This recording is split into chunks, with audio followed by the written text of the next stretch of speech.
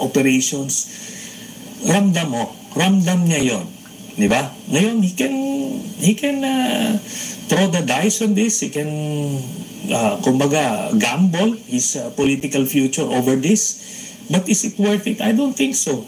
Dinidepensa mo si Sara Duterte. Sara Duterte doesn't care about him. Di ba? Why is he doing her a favor?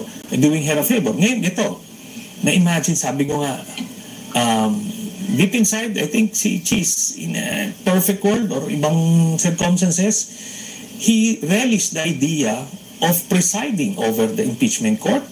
Papakita niya dyan yung kanyang legal prowess. That would be his time to shine. And ako, nakita ko siya, pag nakita niya ebidensya, I believe Cheese Escudero would convict Sara Duterte. But merong some agenda got in the way at andito tayo ngayon. And the agenda is? I think talagang naiipit siya rito kasi very tenuous yung hold niya sa Senate presidency, and he believes kailangan niya ito to be a viable candidate for president in 2028. So sinusugal niya na ito lahat. But I think there should be another way to hold on to that position without doing this. All right, we need to take a very short break. We'll be back with former Senator Antonio Trillanes. Stay tuned. This is On Point.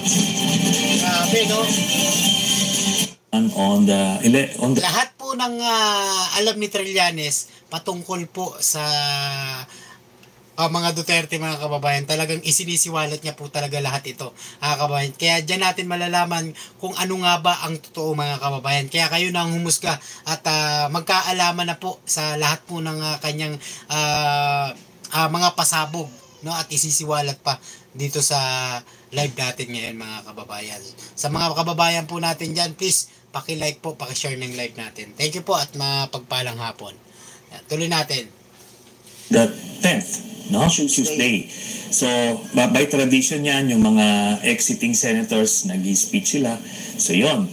Ibig sabihin nun, tapos na yung mga importanteng legislation na sinasabi. Di ba?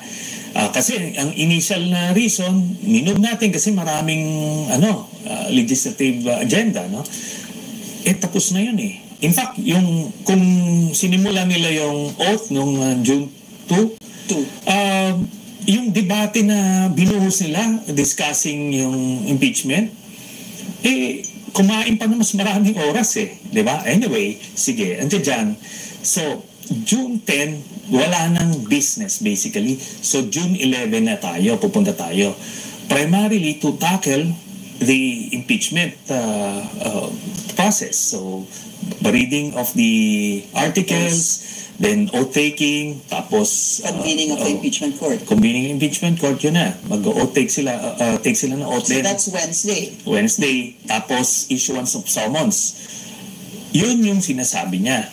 Pero sinasabi niya na unless there would be other motions, so that is a signal na kung may mga parliamentary maneuvers, yun yung binabantayan natin. Kasi based dun sa ginawa nila last time, nag-move to adjourn. Then it was seconded. This is Feb 5? Yes, February. Okay. Nung nag-recess po sila. So, pwede nilang ginawa yun. Nagawa nila eh. I think kaya nagkakaroon ng confidence si Senate President. They don't believe how toxic this is.